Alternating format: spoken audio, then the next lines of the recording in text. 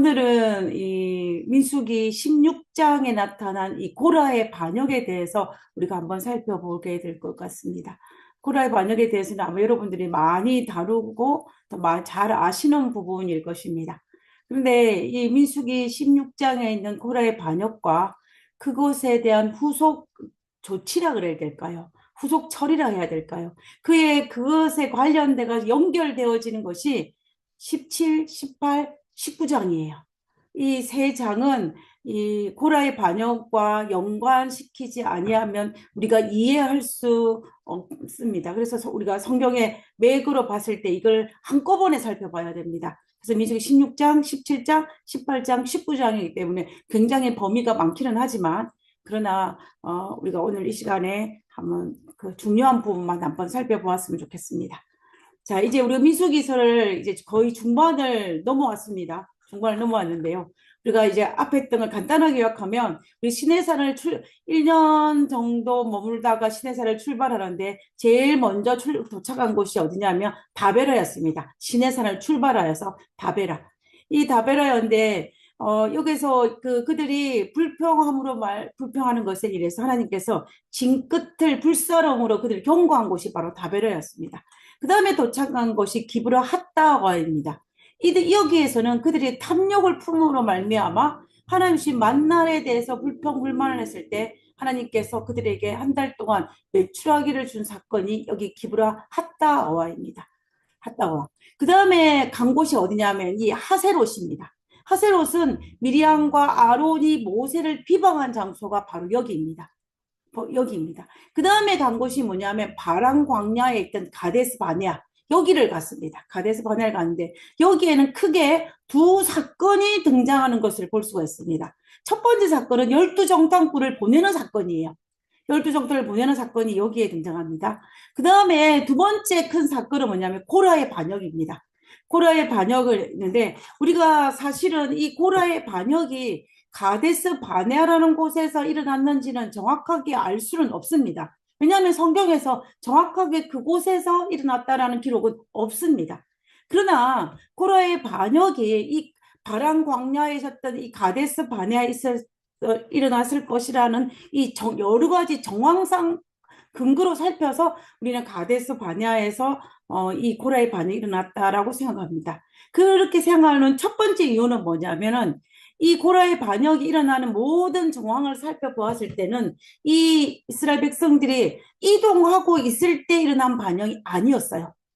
그들은 모여서 회의하고 작당하고 당을 짓고 이런 모든 것들을 살펴볼 때 장기 주둔하고 있을 때 일어나는 사건이기 때문에 장기 주둔했을 때 일어날 가능성이 높다고 생각하기 때문에 가데스 바네아라고 보는 것입니다.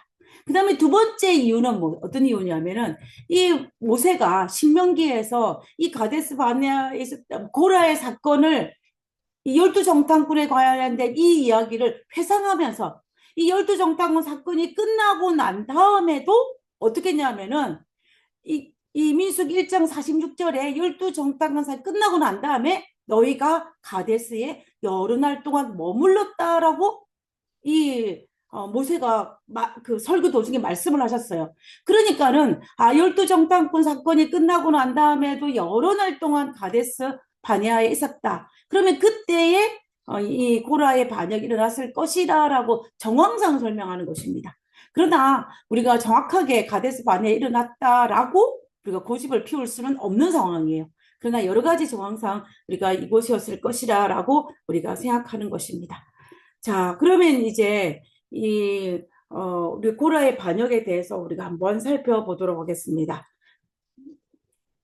고라의 반역은 이 출애굽 광야 40년을 선포한 지 하고 난 이후에 일어난 반역이 바로 고라의 반역이었습니다. 민수기 16장 1절과 2절에 있는 말씀입니다. 레위의 증손 고핫의 손자 이스라엘의 아들 고라와 그 다음에 르우벤 자손 엘리압의 아들 다단과 아비람과 벨렛의 아들 온이 당을 짓고 이스라엘 자손 총회에서 택함을 받은 자 곧 회중 가운데서 이름 있는 지휘관이라 보면 족장이겠죠. 지도자인 족장들 250명과 함께 일어나서 모세를 거스르니라 라고 민수기 16장 1절과 2절에 고라와 다단의 이 반역이 일으키는 장면을 여기에서 하고 있는 것을 볼 수가 있습니다. 우리가 알다시피 이 고라의 반역은 이 성경 역사에서 가장 미리 계획하고 미리 의도를 하고 다 계획을 짜가 플랜을 짜가지고 반역을 일으킨 반역이 바로 이 고라의 반역이었습니다. 그래서 이 고라의 반역을 하나님께 특별하게 불쾌히 여기셨어요. 다른 반역들은 즉흥적으로 또 감정적으로 욱해서 이렇게 반역을 일으킨 반면에 이 고라의 반역은 미리 치밀하게 계획을 짜고 또 잘 준비하여 일으킨 반역이기 때문에 우리는 이 고라의 반역을 우리가 하나님께서 불쾌히 여기시는 것을 볼 수가 있습니다. 그리고 특별히 이 고라의 반역은 이 고라는 모세가 가진 지도자의 그 아론이 가진 제사장의 권한을 가지고 싶었고, 그 다음에 다단과 아비람은 모세가 가진 지도자의 권한을 탐하여서 일으킨 반역이 바로 이 반역인 것입니다. 소위 말하면 역적이죠. 우리가 조선시대의 왕정시대를 따진다면 역적입니다. 역적의 반역이라고 우리가 볼 수가 있을 것입니다. 그리고 이 반역은 백성들 사이에서 일어난 반역이 아니라 지도자급에서 일어난 반역이기 때문에 이 반역은 다른 반역과 조금 다른 반역인 것을 우리가 볼 수가 있는 것입니다. 근데 우리가 여기에서 한 가지 생각한 부분이 있어요. 그 부분은 뭐냐면 왜 하필이면 이때에 고라와 다단과 아비람이 반역을 일으켰을까라는 문제입니다. 왜 이때에? 사실은 이 광야 40년의 선고를 받고 난 다음에 그 백성들의 마음이 많이 이렇게 상처를 입었다면 그들의 마음을 다독일 책임은 누가 가졌냐면 리더들이 가졌어요. 그러면 그 말은 다시 말하면 족장들이 가졌다는 것입니다. 모세와 아론을 포함한 족장들이 그 백성들의 마음을 다독거려 함에도 불구하고 그들이 모세와 아론의 지위를 탐하여서 반역을 일으킨 것은 왜 이때에 일어났을까라는 것을 우리가 한번 생각해 볼 필요가 있는 것입니다. 사실 모세와 아론이 지도자의 권한을 받은 것은 이때가 처음이 아니었어요. 그들은 사실 그 1년도 더 옛날에 그들이 지도자의 권한을 받았는데 왜 하필이면 지금에 와서야 그들이 이것을 문제로 삼아가지고 반역을 계획적으로 치밀하게 짜서 반역을 일으켰을까라는 것에 대해서 우리가 한 번 정도는 생각해 볼 필요가 있다는 것입니다. 우리는 여기에 그들이 반역을 일으키는 그 진짜 원인을 살펴보면 놀라운 사실이 하나 숨어 있어요. 우리는 이 진짜 그들이 왜 반역을 일으키는지 그 원인을 찾아야 됩니다. 왜 원인을 찾는 것이 중요하냐면은 우리가 그 원인을, 그 비밀을 찾게 된다면 우리도 앞으로 우리의 삶 속에 있을 수많은 죄를 지을 때에 그 죄를 예방할 수가 있을 것입니다. 그래서 그들이 왜 이때에 죄를 지었을까? 한 번 정도는 생각을 반드시 해봐야 된다는 것입니다. 고라의 반역에 대한 진짜 이유입니다. 진짜 이유. 진짜 이유. 그들이 고라의 반역의 진짜 이유는 그들이 단순히 겉으로 드러난 모세가 가진 아론이 가진 그 지위를 탐한 그것만이 아니라는 거예요. 그들이 그 반역의 그 진짜 이유가 뭐냐면 첫 번째는 회개하지 않았기 때문입니다. 이 말이 무슨 말이냐면 이 바로 앞 사건이 어떤 사건이냐면 열두 정탐꾼 사건이지 않습니까? 이 열두 정탐꾼 사건들의 과정을 가만히 살펴보면은 이 열두 정탐꾼을 했을 때에 그들이 하나님의 약속을 믿지 못하고 밤새도록 통곡하고 정말로 그 갈렙과 여호수아가 우리가 하나님을 믿으라고 했을 때 그들이 백성들이 어떻게 했습니까? 갈렙과 여호수아를 돌로 치려고 그랬어요. 그때에 하나님께서 뭐라고 그 이스라엘 백성들에게 명하시냐면 이 열두 정탐꾼 그 사건에서 여호와께서 모세에게 이르시되 이 백성이 어느 때까지 나를 멸시하느냐 하겠느냐. 그리고 내가 그들 중에 많은 이적을 행하였으나 어느 때까지 나를 믿지 않겠느냐 그랬습니다. 그러면은 이 민수기 14장의 이 11절에 있는 이 문장, 이 성경절을 가지고 볼 때에 열두 정탐꾼 사건으로 말미암아 그들이 밤새도록 통곡하고 했던 그들의 죄는 무슨 죄였냐면 하나님을 멸시한 죄입니다. 그리고 하나님의 약속을 믿지 않은 죄였어요. 그 죄가 바로 이 죄였습니다. 그래서 하나님께서 이 12절에 보면 그들을 전염병으로 다 멸하고 이렇게 한다고 하지 않았어요. 다 멸한다 그랬어요. 그러나 우리가 이 민수기 14장에 있는 것을 볼 때에 모세의 중재로 말미암아 그들에게 다 멸한 것이 아니라 어떻게 광야 40년을 선포한 것을 우리가 볼 수가 있습니다. 그러면 이 과정에서 이스라엘 백성들은 하나님의 말씀을 통하여서 어떻게 해야 돼요? 자기 잘못을 인정하고, 어떤 잘못? 하나님을 멸시하고 하나님의 약속을 믿지 않은 죄를 인정하고 하나님 앞에 철저하게 회개를 해야 되었습니다. 그죠? 철저하게 회개를 해야 됐어요. 그리고 광야 40년이 선포되었을 때에도 그들은 그것을 회개를 해야 됐을 것입니다. 그러나 그들은 우리가 이민수기 14장을 통해서 살펴볼 때는 그들은 회개하지 않았어요. 우리가 그것을 어떻게 할 수 있냐면 광야 40년을 선포했을 때 너희들이 지금 가나안 땅으로 못 들어간다. 다시 40일을 1년으로 하여서 40년을 광야에 있어야 된다라고 이야기했어요. 그러면은 자기 세대는 못 들어가지만 누구로 들어갈 수 있어요? 우리 후손들은 들어갈 수 있다는 거예요. 그러면 자기 죄 때문에 자기는 못 들어가지만 그나마 하나님의 은혜로 말미암아 나의 후손이 가나안 땅에 들어간 것에 인해서 감사하면서 자기의 죄를 진심 어린 회개가 있어야 될 것입니다. 그런데 우리가 민수기 14장 40절에 보면 어떻게 해요? 아침에 일찍 일어나 산꼭대기에 올라가며 이르되 보소서 우리가 여기 있나이다. 우리가 여호와께서 허락하신 곳으로 올라가리니 지금 여호와께서 허락하신 곳이 아니에요. 아닙니다. 그러면서 허락하신 곳으로 올라간다고 이야기해요. 그래 우리가 이 모습은 하나님께서 광야 40년을 선포한 그 사실에 대해서 억셉트하지 못한다는 이야기예요. 그 말은 다른 말로 하면 회개하지 않았다는 것입니다. 그 말은 다시 말하면 불순종했다는 거예요. 그래서 그들이 가나안을 차지하기 위해서 갔던 것입니다. 갔던 거예요. 만약에 그들이 자신의 죄를 알고 회개를 했다면 그들은 순종하여서 절대로 여기처럼 산꼭대기에 올라가는 일은 없었을 것입니다. 그래서 광야 40년을 받아들였을 것이에요. 그래서 근데 그들이 이렇게 하지 못한 걸 봤을 때는 어떻게 해요? 절대로 회개하지 못했다라는 것을 알 수가 있는 것입니다. 그러나 그들이 어떻게 해요? 가가지고 대패하고 돌아오잖아요. 돌아왔을 때에 그들이 그때라도 해결을 했으면 좋았을 텐데, 근데 그들은 그렇게 하지 못했던 것입니다. 결국 정말 어쩔 수 없어서 가나안 땅으로 갈 수도 없고 애굽으로 돌아갈 수도 없어서 어쩔 수 없이 광야 생활 대열에 동참했던 것입니다. 그러니까 자연적으로 그들의 마음속에 잠재되어진 어떤 불평과 불만을 가지고 있었던 것입니다. 회개하지 않기 때문에 일어난 거예요.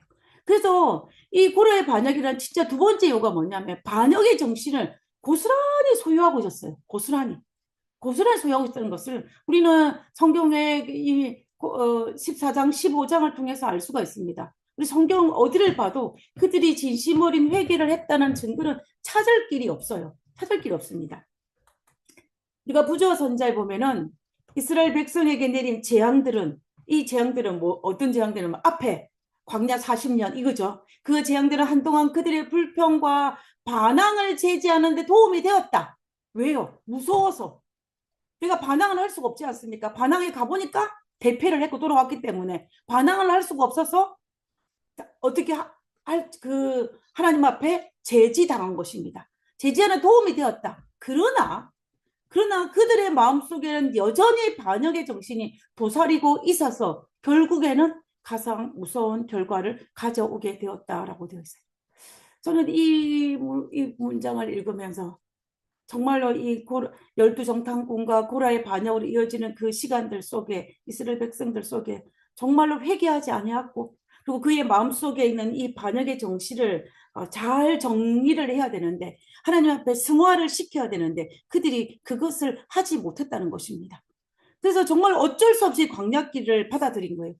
그들이 정말로 이 성령의 침례를 통하여서 성령의 임재를 통하여 진심으로 회개를 했다면 정말 이 반역의 정신을 제거했다면은 민수기 16장에 나타난 고라의 반역에 많은 사람들이 동참하지는 않았을 것입니다. 그래서 이런 그들의 마음이 반역의 정신을 그대로 가사기 때문에 그들 중 몇 사람은 정말 더욱더 강한 불만과 불평의 정치인으로 계속 성장시켰던 것입니다. 그래서 이 하나님의 심판을 수용하는 대신에 이런 상황 속에서 이런 상황을 만들어낸 모세와 아론에게 책임을 전가하면서 그들이 가진 이 고난을 빼앗으려는, 또 그들은 못했지만 나는 할 수 있다라는 그 착각에 의해서 정말 반역을 일으키는 것이 바로 코라의 반역이었다라는 것을 우리가 볼 수가 있는 것입니다. 정말로 이 가데스 바네아에 행했던 이 어리석은 이런 행동들을 정말로 회개를 했다면 정말 좋았을 텐데 그렇게 하지 못했기 때문에 이런 일이 발생하는 것입니다. 그래서 우리가 어떤 사람이 살다가 실수는 할 수가 있어요. 죄를 지을 수는 있습니다. 죄를 지을 수 있어요. 그러나 7번 넘어지라도 8번 일어난 자가 의인이라고 말씀하셨던 것처럼 7번 넘어질 수는 있지만 다시 일어나야만 되는 것입니다. 그 일어나는 것이 뭐냐면 자기 죄를 회개하는 것이고, 성령을 통하여서 자기를 철저히 자기 자신을 바라보고 하는 성령에 사로잡힌 자가 되는 것이 바로 그것입니다. 그러므로 우리가 이 과정을 살펴볼 때에 성령의 체험을 하지 않은 상태에서 우리가 어떤 결정을 하거나 또 한다는 것은 굉장히 어려운 일입니다. 아니요. 성령의 체험 없이는 우리가 어떤 결정을 하면 안 된다라고 볼 수가 있습니다. 왜? 지금 이 고라의 반역처럼 이런 일이 발생할 수 있기 때문에. 그래서 우리가 만약에 성령의 체험 없이 우리의 삶에 일이 너무 잘 되면 어떻게 될까요? 교만할 수가 있습니다. 그리고 만약에 일이 잘못되면 어떻게 될까요? 마음속에 악한 마음을 품을 수 있는 것입니다. 그렇기 때문에 우리는 정말로 이런 모든 것들을 살펴볼 때 성령의 침례를 매일매일 받지 아니하고는 어떤 것도 행하지 않으려고 하는 것이 정말로 필요하다는 것입니다. 그렇지 않으면 내 마음속에 있는 이 죄들을 회개하고 성령을 통하여 승화시키지 아니하면 정말 우리는 우리의 감정에 의해서, 그 감정의 걸림돌에 의해서 우리가 넘어질 수가 있다는 것입니다. 이런 감정을 가지고 있으면 우리는 실패할 수 있습니다. 그래서 저는 이 말에 정말로 동의합니다. 성령 충만하지 않을 때는 어떤 결정도 하지 말아야 하고, 그리고 어떤 말도 자제해야 합니다. 말도 자제를 해야 되고, 그리고 성령 충만하지 않을 때는 다른 사람의 권면할 때도 자제해야 합니다. 그리고 성령 충만하지 않을 때는 새로운 계획도 세우지 말아야 합니다. 그리고 우리가 성령 충만하지 않을 때는 어떤 여러 가지 많은 일들을 하지 않는 것이 어쩌면 훨씬 더 지혜로울 것입니다. 그래서 성령 충만할 때 가장 좋은 방법은 뭐냐면 침묵이에요. 침묵. 그리고 우리가 이 모든 문제를 해결하고 하나님 앞에 온전히 회복되고 난 다음에 그때에 우리는 뭔가를 해야 될 것입니다.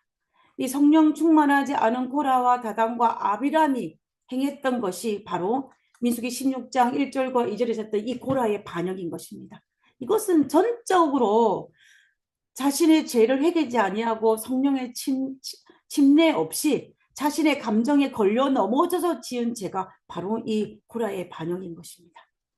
이 고라의 반역에 보면은 뭐라고 했습니까? 여기 보면 당을 짓고라고 했어요. 당을 짓고.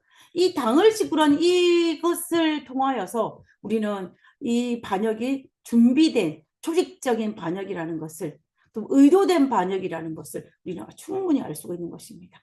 고범죄에 해당하는 것입니다. 이 반역의 주동자가 이 고라와 다단과 아비람과 온이었다라고 되어 있어요. 자, 그러면 고라는 왜 반역을 일으켰을까요? 반역을 했을까요? 여러분들이 아시지만 우리가 한번 정리를 해보겠습니다. 여기에 보면은 야곱이 12아들을 놓지 않습니까? 12아들을 놓는데 그 중에 셋째 아들이 레위예요. 레위가 아들을 게르손, 고아, 무라리를 놓는데 무라리의 자녀들 중에 아브람과 이스라엘과 에브론이 쫙 나요. 그의 자녀들에 보면 이스라엘의 아들이 고라입니다. 그리고 그 아므람의 아들이 아론과 모세예요. 그러면 고라의 입장에는 아론과 모세는 어디냐면 사촌지간이에요. 사촌지간입니다. 여러분, 사촌하고 관계가 그렇게 멀지 않지 않습니까? 가까이 지내신 분들이 굉장히 많을 거예요. 그죠? 그러니까 서로 잘 아는 사이예요. 가까운 사이입니다. 그런데 여기에 우리가 가만히 살펴보면 어때요? 이 고라 입장에 가만히 살펴보니까 같은 사촌지간인데 할아버지가 같은 할아버지인데 어? 아론은 제사장의 역할을 하면서 백성들의 죄를 속죄하는 역할을 하는 거예요. 그런데 고라의 자기 씨는 어떤 일을 하냐면 제사장 일을 돕는 것입니다. 자, 그래서 우리가 이 레위 고라가 맡은 의무를 보면 그들이 맡은 것은 증거계와 상과 등잔대와 제단들과 성소에서 봉사하는 데 쓰는 기구들과 휘장과 거기 쓰는 모든 것이 열렸어요. 성소 기물에 관련된 성소 제사에 있어서 성소 기물에 관련된 책임을 맡고 있는 것이 누구였냐 하면은 바로 고앗 자손의 할 일이었습니다. 그 말은 다시 말하면 누구의 할 일이었냐면 고라의 임무였다라는 것입니다. 근데 나는 이걸 하는데 누구는 나의 사촌인 이 아론은 제사장 역할을 하는 것입니다. 거기에 대한 불만을 안 그래도 성령의 체험을 받지 못하고 회개하지만 불평이 있는데 이것까지 겹치니까는 이 아론의 지위를 탐하였던 것을 우리가 볼 수가 있는 것입니다. 그 다음에 이 루벤의 후손이었던 다단과 아비람은 왜 반역을 일으켰을까? 우리가 지금 이 표는 어떤 표냐면요. 이스라엘 백성들이 광야에서 정착했을 때의 진영 배치도입니다. 한가운데 성막을 두고 동서남북을 해가지고 이렇게 각 지파별로 딱 이렇게 했어요. 근데 여기에 보면은 이 레위 지파였던 고앗 자손은 이 성막 배치도에서 남쪽에 그 텐트를 쳤습니다. 남쪽에. 근데 남쪽에 텐트를 쳤는데 여기 보면은 남쪽에 텐트를 쳤는데 가까운 곳에 누가 있어요? 르우벤 지파가 텐트를 딱 치고 있는 거예요. 여러분 우리가 가까운 이웃 사촌이 먼 친척보다 낫다는 말이 있지 않습니까? 그래서 레윗은 자기 천막과 멀지 않은 곳에 누구의 천막이 있냐면 르우벤 지파의 천막이 여기에 있는 것입니다. 그래서 그러다 보니까는 이 레윗의 고앗의 후손이었던 이 고라가 가졌던 불평과 불만들을 가까이는 이 루벤 지파와 이야기를 나누다 보니까 어떻게 해요? 그것이 불평불만이 전염이 된 것입니다. 그것 또한 이 루벤은 또 이스라엘이 12 야곱의 12아들 중에 장자였어요, 장자. 그러니까 한마디로 말하면 제일 큰 아들, 장남인 것입니다. 그런데 우리가 알다시피 창세기에서 이 아버지의 침상을 더럽혔다고 해가지고 장자의 그날을 루벤이 빼앗겼습니다. 그러나 자기가 잘못했다는 것은 잊어버리고 자기가 원래 가졌던 이 장자 지파였다라는 것을, 장자의 권한을 가졌다는 것을 누가 알고 있었겠습니까? 루벤 지파도 알고 있었을 것이고 그리고 고라도 알고 있었을 것입니다. 그래서 아마 잘 모르지만 아마도 고라는 이 부분을 살살살 건드렸을 가망성이 높다고 볼 수가 있는 것입니다. 왜냐하면 이것이 루벤 지파의 귀가 솔깃할 수 있는 말이거든요. 그러니까 아마 고라가 그 부분을 살살살 건드릴 수 있는 가망성이 높다는 것입니다.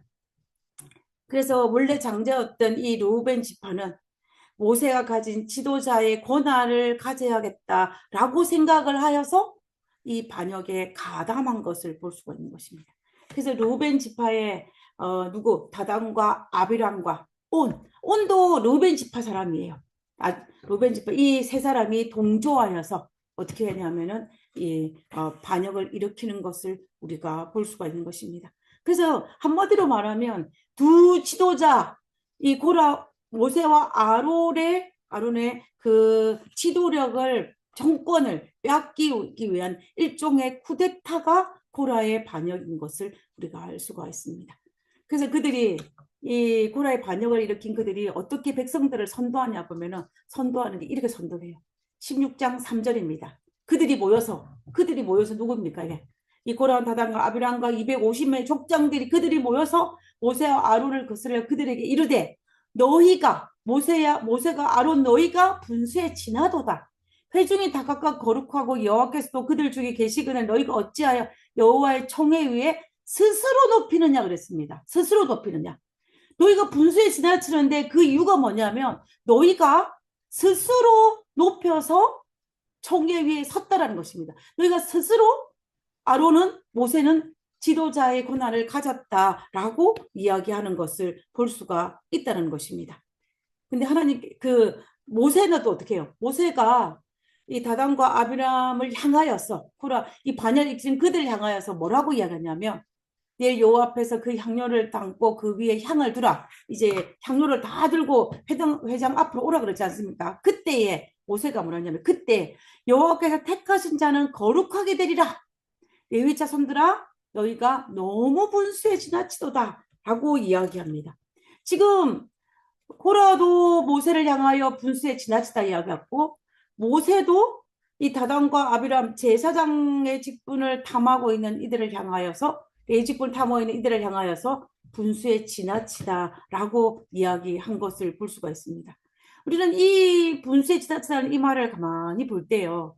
이 모세가 생각하는 것과 그 다음에 이 반역을 주동한 사람들이 생각하는 것은 좀 다른 것 같아요. 이 모세가 생각했던 것은 하나님의 주신 것의 권한이기 때문에 그것은 분수에 지나치지 않다라고 생각했고, 그 다음에 이제 백성들은 스스로 높였기 때문에 분수에 지나치다라고 생각한 것입니다. 그래서 그들이 생각한 건 달라요. 하나님이 주신 거라고 생각했고, 그 다음에 그들은 스스로 왕이 됐다라고 생각하기 때문에 이들의 생각이 다른 것을 볼 수 있습니다. 그래서 그들은 이 분수, 지도력은 고라는 지도력을 가진 왕의 개념으로 이해를 했다면 모세는 하나님께서 부여하신 하나님의 청지기, 대리자 역할로 이해를 한 것입니다. 그 때문에 이들의 역할은 엄청난 차이가 있어요. 모세와 아론은 하나님께서 부여하신 것으로 말미암아 백성들을 잘 치리하는 것이 그들의 목적이었다면 이 고라와 다단과 아비람이 요구했던 이것은 뭐였냐면 그들 백성 위에 군림하는 어떤 왕으로 스스로 높이는 왕으로서의 다른 것을 우리는 여기서 알 수가 있는 것입니다. 그래서 그들의 이 두 그런 엄청난 차이가 있는 것을 우리가 볼 수가 있어요. 그래서 이 고라의 이런 정신을 잘 알 수 있는 것이 민수기 16장 13절입니다. 내가 누구겠습니까? 모세와 아론이겠죠. 내가 우리를 적과 꿀이 흐르는 땅에서 이끌어내어. 여기에 보면 적과 꿀이 흐르는 땅을 어느 땅이라고 이야기했냐면 애굽을 두고 한 말이에요. 애굽을. 그들이 애굽에서 못 살겠다고 해서 하나님께서 애굽을 시켰는데 이제 그들이 뭐라고 하냐면 그 애굽 땅을 적과 꿀이 흐르는 땅이라고 이야기합니다. 이렇게 바뀔 수가 있어요. 이렇게 바뀔 수가 있습니다. 정말 말이 안 되는 거죠. 그죠? 그들이 못 살겠다고 울부짖어서 그 아우성이 커서 그것이 하나님의 귀에 들려서 모세를 통하여 애굽을 시켰는데 이제 그들이 그 땅을 적과 꿀이 흐른 땅이라고 이야기해요. 그래서 이끌어내어 광야에서 죽이려 함이 어찌 작은 일이기에 오히려 스스로 우리의 왕이 되려 하느냐라고 합니다. 그러면 너희들이 왕이 될 수 없다란 말은 무슨 말이에요? 그럼 내가 왕이 되겠다라고 이야기하는 것을 볼 수가 있는 것입니다.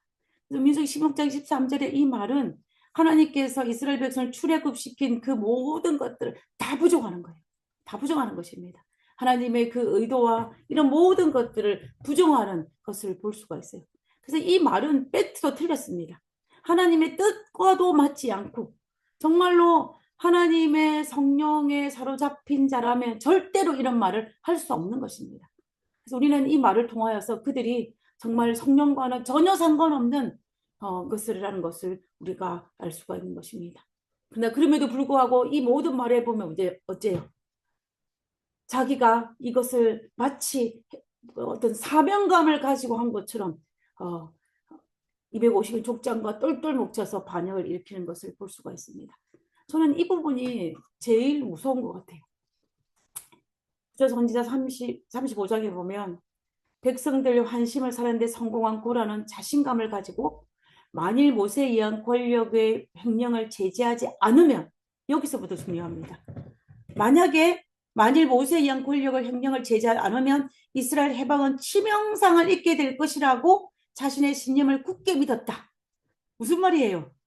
모세를 끌어내야 된다는 것입니다. 만약에 모세를 끌어내지 아니하면 어떻게 된다는 거예요? 이 240만 명이 넘는 이 이스라엘 백성들에게 엄청난 해가 끼친다는 것입니다. 그래서 반드시 모세를 끌어내려야 된다라고 생각했다는 거예요. 이게 자기의 신념이었는데 이것이 그것을 어떻게 했다는 거예요? 굳게 믿었다는 것입니다. 확실했다는 소리예요. 그럼 또 하나님께서 이 문제를 모세를 끌어내린 이 문제를 자기에게 부여해 주시고 너무 늦기 전에 행정제도에 일으킬 권위를 주셨다고 전했다. 하나님께서 고라를 택하셔서 이 실패한 지도자 모세와 아론을 끌어내리는 사명을 자기에게 주셨다라고 주장했고 굳게 믿었다라는 것입니다. 저는 이 부분이 참으로 무서운 부분인 것 같아요. 그래서 저는 이 부분을 읽고 난 다음에 제가 하나님의 뜻이라고 생각했던 것이, 하나님의 사명이라고 생각했던 것이 어쩌면 나의 어리석은 아집일 수도 있지는 않을까라는 생각을 하면서 조심하는 것입니다. 그리고 그 두려움 때문에 하나님의 뜻을 계속 따르려고 하나님 앞에 머리를 숙이고 그리고 한 박자 늦게 가려고 하는 것 같아요. 저는 이 부분이 아마 고라는 누구처럼 사울이 다메섹 도상에서 예수님을 만나기 전에는 기독교인들을 잡아서 그들을 죽이는 것이 하나님께 충성을 다하는 것이라고 생각했습니다. 그와 마찬가지로 고라도 이 신념을 가진 거예요. 우리가 어리석게 이런 신념을 가지지 않아야 될 것입니다. 그렇게 하기 위해서는 우리는 정말로 어떻게 해야 되냐면 고라처럼 성령을 회방하는 죄를 하면 안 되는 것 같아요. 그래서 우리는 정말로 하나님 앞에 철저하게 매일매일 성령의 인도를 받기 위해서 철저하게 머리를 숙이고 그분의 인도하심을 받는 것이 우리에게 정말로 중요한 것입니다. 이제는 우리가 그 고라의 반역을 자세히 살펴볼 수는 없지만 그 반역의 것을 정리를 하면서 이 반역의 결과로 하나님이 어떻게 정말 진노하셨습니다.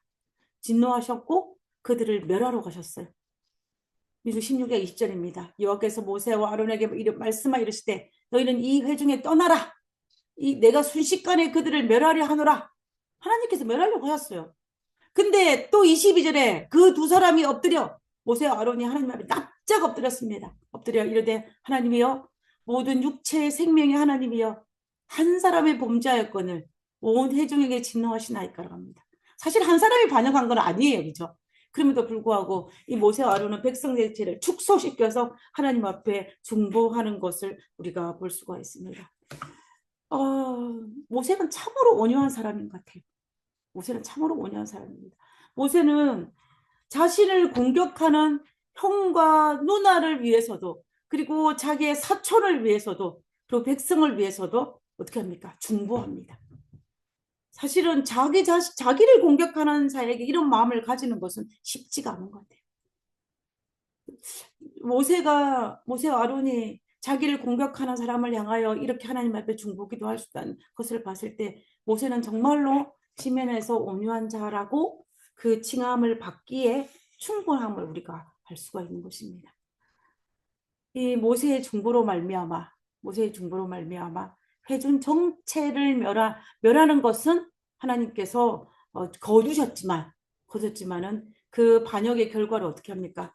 반역의 결과로 메인 주동자였던 이 고라와 다단과 아비람 그리고 다단과 아비람의 그 일가 처자들은 어떻게 하면 땅이 갈려서 그들을 삼켰습니다.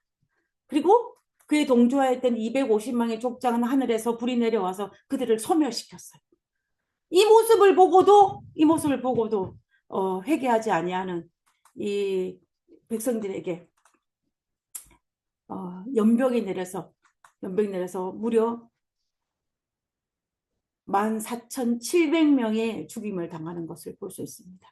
이 과정에서 이스라엘 백성들이 회개를 했다면은 아마 그렇게 하지 않았을까요? 그러나 그들이 그렇게 하지 못하기 때문에 이 14,700명이 이 연병으로 죽는 것을 볼 수가 있는 것입니다. 그래서 우리는 이 고라의 반역의 이 모든 과정에서 우리가 살펴볼 두 가지가 있는데, 그는 뭐냐면, 첫 번째는 처음에는 고라의 민수기 16장 1절에서 참선했던 고라와 다단과 아비람과 온이었는데, 만약 16장 27절에 이 마지막에 가서는 온의 이름이 사라집니다. 우리가 고라와 다단과 아비람의 장막 사방을 떠나고 있습니다. 그래서 다단과 아비람 이 사람들만 그 주동자가 된 것입니다. 그래서 온은 사라졌습니다. 그래서 우리는 어떤 문헌을 보면은 성경에는 온에 대한 기록은 전혀 없습니다. 그렇지만 온은 처음에는 이 번역이 가담했다가 중간에 여기서 나왔다라는 것을 우리가 알 수가 있습니다. 그리고 두 번째는 뭐냐면, 이 문장을 가만히 살펴보면 떠나고 다단과 아비람은 누가 되냐면 그들의 처자와 유아들과 함께 그랬습니다. 고라와의 처자와 유아들은 아니었지만 그의 처자와 유아들은, 다단과 아비람의 유아들은 함께 선 거예요. 그래서 고라의 가족은 이 반역에 가담하지 않았다는 것을 우리가 알 수가 있습니다. 우리는 이것을 민수기 후반부에도 나오고, 그리고 왕정시대에 가가지고 고라의 자손들이 시도 짓고 고라의 자손들이 찬양도 하는 것을 볼 수가 있어요. 그런 걸 볼 때 고라의 가족은 이 반역에 가담하지 않았다는 것을 우리는 알 수가 있습니다. 그래서 우리는 이것을 통하여서 이 고라의 반역이 이렇게 치명적인 반역이긴 하지만, 그러나 이 사실을 통하여서 처음에는 반역에 동참했지만 빠져나오고, 그리고 가장 가까운 친족, 가족 관계에 있음에도 불구하고 동참하지 않을 수 있던 그 비결이 무엇일까도 우리가 생각해 볼 필요가 있어요. 사실은 처음에 시작했다 중간에 빠져나오기는 쉽지가 않습니다. 그리고 내 가장 가까운 가족이 했을 때 그 가족과 동참하지 않는 것 또한 쉽지가 않아요. 그러나 그들은 어떻게 이렇게 할 수 있었나? 그것은 우리가 성경에 기록되어 있지 않지만 이것은 성령의 음성에 응답했다라는 것 외에는 설명할 방법이 없습니다. 설명할 방법이 없어요. 그들이 그렇게 이런 상황 속에 있다 할지라도 어떻게 했다는 것입니까? 성령의 음성에 날마다 귀 기울이고 하나님의 음성을 따라가기를 기뻐하고 즐겨 했기 때문에 그들은 처음에는 가담했지만 빠져나올 수가 있었고 내 가족이었지만 동참하지 않을 수 있었던 것입니다. 자, 이렇게 이제 민수기 16장의 고라의 반역이 끝났습니다. 고라의 반역이 끝났습니다. 그러면 고라의 반역이 끝났는데, 이 고라의 반역이 끝나고 난 다음에 하나님께서 이 고라의 반역을 이제 어떻게 후속 조치하는 것들이 기록되어 있는 것이 민수기 17장의 아론의 쌍난 지팡이에요. 그 다음에 18장의 제사장과 레위 지파의 임무입니다. 그 다음에 19장의 붉은 암송아지를 통한 속죄하는 것이 여기 등장해요. 이 17, 18, 19장은 고라의 반역으로 말미암아 이루어진 것들을 하나님께서 후속 조치로 어떻게 하고 있는지를 우리가 하나씩 살펴보도록 하겠습니다. 민수기 27장의 아론의 쌍난 지팡이, 이것을 통하여서 왜 하냐면은 민수기 16장 우리가 알다시피 그 제사장 직분에 대해서 반기를 든 것입니다. 그렇잖아요. 그래서 이 아론의 쌍난 지팡이를 통해서 그것에 대해서 아론이 참으로 대제사장 직분의 권위를 가졌다는 것을 확인시켜 주는 것이 아론의 쌍난 지팡이의 17장에 있는 그 이야기입니다. 그래서 우리가 민수기 17장 2절에 보면은 너는 이스라엘 자손에게 말하여 그들 중에 각 조상의 가문을 따라 지팡이를 하나씩 칭하여 곧 그들의 조상의 가문대로 모든 지휘관에게 지팡이 12를 취하고 그 사람들 이름을 각각 그 지팡이에 쓰되 12지파의 지팡이를 세운 것입니다. 근데 레위 지파에는 누구 이름을 쓴 거예요? 아론의 이름을 썼는데, 근데 우리가 민수기 10장에 보면 이 12개의 지팡이 중에 누구의 지팡이에 싹이 났냐면 아론의 지팡이에 싹이 났습니다. 그것을 통하여서 16장의 고라의 반역을 통해서 이 제사장 지파가 공격을 했는데 하나님께서 다시 한번 아론에게 제사장의 지파의 권한을 주고, 특별히 아론에게는 특별 대제사장으로서의 그 역할을 줬다라는 것을 확인시켜주는 것을 우리가 볼 수 있는 것입니다. 자, 그리고 18장에는요, 18장은 이 제사장 지파의 레위 지파의 의무와 역할에 대해서 자세히 기록되어 있는 것을 볼 수가 있습니다. 우리가 알다시피 이 고라의 반역에서는 제사장 직분에 대한 도전이었습니다. 레위 지파가 가지고 있는, 레위 지파의 후손은 고앗 자손이 가지고 있는 이 성전 봉사하는 것만으로도 나는 만족스럽지 않고 제사장의 직분을 탐한 것이 고라의 반역이었는데 이제 18장에 와서는 레위 지파에서 역할 분담이 무엇이고 그들의 그 의무가 무엇이고 그들의 역할이 무엇이고 그들의 분깃이 무엇인지를 자세하게 설명하고 있는 것이 18장이에요. 그 18장인 것을 볼 수가 있습니다. 그래서 이 18장에는 아론은 아론대로 이 아론의 역할입니다. 아론의 역할이에요. 아론의 역할은 제사장 직분입니다. 18장 1절에 제사장 직분이에요. 그럼 그들은 백성의 죄를 담당할 역할을 누가 가졌냐면은 아론과 그의 아들들이 가졌습니다. 그와 반면에 레위인은 이 레위인은 이 아론과 그의 아들들을 뺀 레위 지파 사람들이에요. 레위인은 너와 합동하여 장막의 모든 일과 회막의 직무를 다할 것이요. 5장에 보면 성소의 직무와 제단의 직무를 다하라. 이런 식으로 기록되어 있어요. 민수기 18장에 다 그런 내용입니다. 그래서 이 18장에 와가지고는 제사장의 역할과 다른 레위인의 역할을 직무를 딱 설명을 하고 그들의 의무가 무엇이고 그들의 역할이 무엇이고 그들에게 어떤 분깃이 주어질 것인지를 자세히 설명하고 있는 부분이 바로 이 부분인 것을 알 수가 있습니다. 자, 그다음에 이제 붉은 암송아지예요. 이 붉은 암송아지를 통하여 속죄에 대한 역할을 이제 하는데 왜 그러면 이 갑자기 붉은 암송아지가 속죄 이야기가 나오는지를 우리가 한번 생각해 볼 필요가 있습니다. 우리가 사실은 이 속죄제에 관련된 이야기를 다룰 때에 민수기 8장에서 이 붉은 암송아지를 약간 다뤘습니다. 한번 다뤘어요. 근데 우리가 사실은 이 레위기서나 민수기 전반부에서 제사제도에 대한 것을 설명할 때에 이 백성들의 죄를 속죄하는 속죄제에 대한 이야기를 언급을 하였습니다. 그런데 갑자기 19장에 와서 붉은 암송아지를 통하여서 속죄제에 대한 이야기를 하고 있어요. 그러면은 왜 갑자기 생뚱맞게 민수기 19장에 와서 고라의 사건 뒤에 이것을 언급하였느냐라는 것을 우리가 생각해 볼 필요가 있는 것입니다. 그래서 이제 우리가 고라의 사건을 가만히 되뇌어 보면은 연병으로 몇 명이 죽었다 그랬습니까? 14,700명이 죽었어요. 그럼 진영 내에 14,700명이 죽었다고 상상을 해보시기 바랍니다.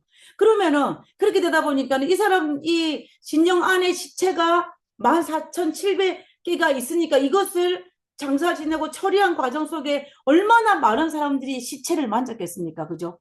그러면 시체를 만진 자는 부정하다 그랬어요. 부정하다 그랬습니다. 그리고 이것은 레위기서나 민수기에서 여러 번 시체를 만진 자, 죽음을 만진 자는 부정하고 이것을 정결한다는 이야기를 굉장히 많이 언급하고 있는 것을 볼 수가 있습니다. 그래서 보면 민수기 5장에도 보면은 죽음으로 부정해 된 자는 진영 밖으로 내보내라 그랬습니다. 그런데 이 시체가 너무 많다 보니까 너무 많은 사람들이 부정하게 돼서 이런 큰 일이 발생한 것입니다. 그래서 민수기 19장에서는 이 붉은 암송아지라는 이것을 통하여서 고라 사건으로 부정하게 된 자들을 위한 특별 응급 조치가 기록된 것이 19장이에요. 그래서 붉은 암송아지의 죄를 통하여 그 잿물을 통하여서 붉은 암송아지를 태우고 그 죄를 태운 그 잿물을 통하여서 그 시체를 만진 자들의 부정한 자들을 정결하게 된 것을 소개하고 있는 것이 바로 19장인 것을 볼 수가 있습니다. 우리 민수기 19장을 한번 보겠습니다. 자, 민수기 19장 11절이에요. 사람의 시체를 만진 자는 7일 동안 부정하리니 그는 셋째 날과 일곱째 날에 잿물로 자신을 정결하게 할 것이라 그랬습니다. 이 잿물이 어떤 잿물이냐면 이 붉은 암송아지를 태워서 그 죄를 물에 탄 그 물이 잿물이에요. 그 잿물을 셋째 날과 일곱째 날로 씻으면은 정결하게 되어진다는 것입니다. 그래서 우리는 이것을 통하여서 이 특별한 사건이 발생한 것입니다. 정상적인 사건이 아니에요. 특별 사건입니다. 특별 사건이 발생했을 때에 긴급적인 조치로서 응급 조치로서 이 부정한 것을 정결하게 하는 것이 바로 이 19장에 있는 이 붉은 암송아지를 통한 속죄제에 대한 사건이라는 것을 우리가 알 수가 있는 것입니다. 그래서 이제 우리 다시 한번 정리를 하면요. 이 고라의 반역을 통하여서, 고라의 반역을 통해서 17장에서는 이 아론이 대상의 직분을 가졌다는 것을 다시 한번 확인시켜 주는 걸 통하여서 아론의 쌍난 지팡이 이야기를 들었습니다. 그리고 이제 제사장 레위지파도 제사장의 아론의 후손이었던 제사장과 레위지파의 의무와 역할이 다르다는 것을 18장에서 보여줬어요. 그리고 이제 고라 사건으로 말미암아 부족하게 된 자들을 위한 특별 응급 조치가 주어진 것을 기록한 것이 바로 19장인 것을 볼 수가 있습니다. 그러므로 우리가 민수기서를 읽을 때에 16장과 해서부터 19장은 한 덩어리예요. 따로 떼내어 볼 수 있는 것이 아니라 하나의 덩어리로 봐야 됩니다. 그래서 하나님께서 16장의 고라의 사건이 발생하고 난 다음에 그것을 위한 후속 조치로서 이러이러이러한 일들을 했다라는 것을 우리가 알 수가 있는 것입니다. 그래서 우리는 이것을 봤을 때 우리는 이 17장과 18장, 19장을 좀 더 쉽게 이해할 수 있을 것이라고 생각합니다. 자, 우리는 이제 이 모든 과정을 살펴보았는데요. 하나님께서 이 과정을 통해서 어떻게 수습하는지 살펴보았습니다. 이렇게 이제 우리가 살펴보면서 오늘 이 고라의 반역과 그 후속 조치에 대한 모든 것들을 이제 말씀을 마치도록 하겠습니다. 이 슬라이드 한 컷을 여러분들 머릿속에 기억을 하고 그다음에 이 민수기서를 살펴보았으면 좋겠다라는 생각을 하게 됩니다. 우리 참여 부르고 기도하고 마치도록 하겠습니다. 아니까 그래도